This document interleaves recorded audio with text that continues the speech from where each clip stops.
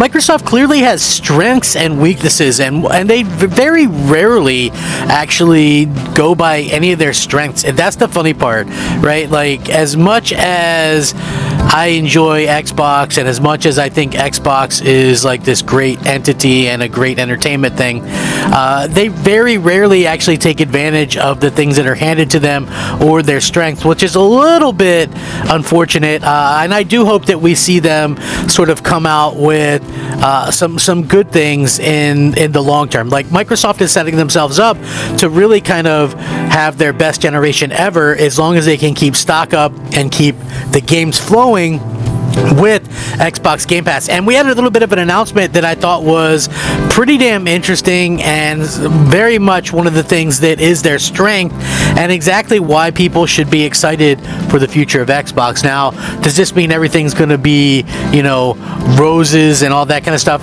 No, definitely not. But it definitely does mean that there's going to be some great things coming, and that Microsoft has a good idea about what they're doing and how to go about it now, whereas before it didn't seem like they were really knowing kind of which direction. They were a little bit in between. Now I find it to be one of those things where they have a solid direction and people are excited, namely me. And this is some good stuff. I want to get into it. What's up, everybody? Crap Gamer here with Crap Gamer Reviews, back with another video. Thank you so much for checking it out. I certainly appreciate it. Please like, share, subscribe. I would appreciate that as well. I'm looking to get 100 likes on each of the videos that I do. A very small goal, but a goal nonetheless that I'm hoping to reach, and I could really use your help to do that. So we know that Microsoft and Game Pass are two very good things, but what is going to happen in the future with what's going on with Xbox and and kind of what's going on with Microsoft in general? Everybody always wants to run with the negative stuff, so when we get some of the positive stuff like this, I think that people don't know what to make of it. So for me personally, I look at this and I go, hey, this is really good news. When it comes to Game Pass, this is something that I think developers can a little bit be put at ease over, right? And what I mean by that is, quite frankly, when you're launching a game on Game Pass, you don't have to worry about, oh man, is this game going to sell 10 million copies? You can more or less kind of relax and worry about making an enjoyable game for 30 million people that are on Game Pass. Like, obviously it's not going to be played by 30 million most likely, but it is something that I feel like has opportunity to be played by 10, 20 million or more, as we've seen with stuff like Forza Horizon 5 and with like Halo Infinite, and among other games that tend to do very, very well. Redfall is a game that we're going to be getting a lot more information about, and we seem to be getting more information about it already. I mean, clearly it's going to be a focus on the rumored Xbox showcase towards the end of this month, but the developers are talking about Redfall and how Game Pass affects it.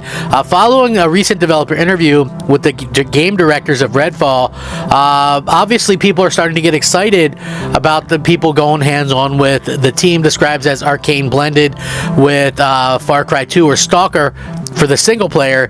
They also mentioned that it's more like Borderlands and things like that with friends. However, it sounds like the dev is a little bit wary of the title's day one Game Pass nature, despite no doubt looking forward to wrapping up development.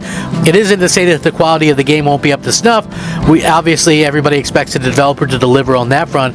The team is more wary of the sheer amount of players that'll have access. So a game before in the past, people worry about how many sales you might make, right? Oh, are we going to be able to have this amount of sales or what have you? And now it's like people have access, like 30 million people have the opportunity to play your game day one.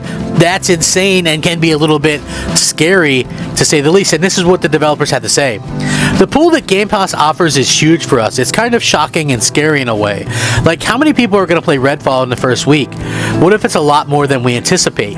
We're going to get a lot of feedback very quickly, and a lot of people will see what we spent the last few years on. Now, game director Harvey Smith goes on to mention that Redfall's pandemic-era development and how the game has become linked with that experience for the teams involved. And this is what he said, and I quote, Redfall is our pandemic game, man. It's easy to forget now, but there were dark days during the pandemic. People on my team were sitting at home alone, losing their minds because we didn't have vaccines, and nobody was sure what it meant for their kids and for the economy.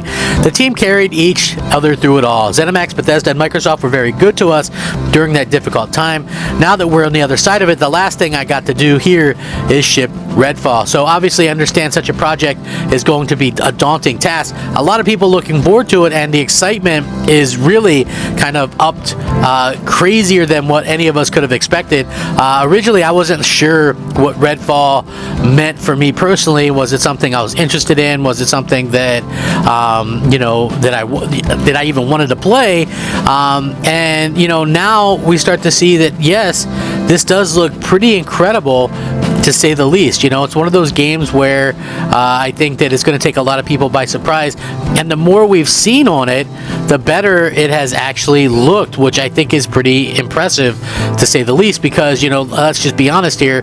At first, a lot of people, myself included, were like, you know, listen, this seems like it could possibly be a game that does, you know, kind of copies Left 4 Dead or whatever, and it turns out it's nothing like Left 4 Dead, which I think is, you know, pretty important for them to kind of stress and get out there, you know, saying, well, this game, when you play it multiplayer wise, is very much like a Borderlands type game.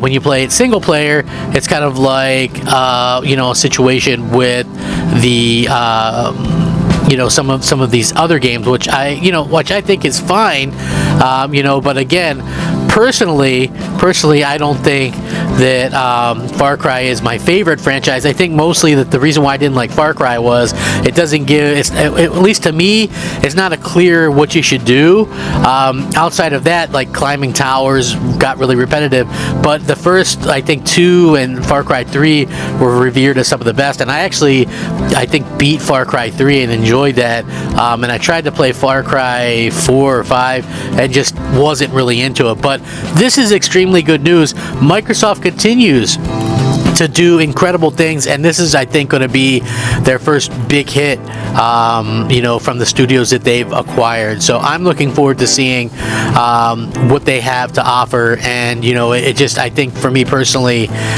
seeing that Microsoft is doubling down on all this content and these amazing developers, I think is huge, and I can't wait to see how this game plays, man. I want to play it. I think it's going to be fantastic.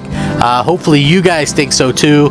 Are you guys interested in this game? Because I know I have got some friends now who are like, wow, I didn't know that this game was, you know, looking that good or whatever, and now we start to see, hey, you know what, it is looking pretty impressive, and these guys haven't really missed before, so you know, we can kind of keep that in perspective as well.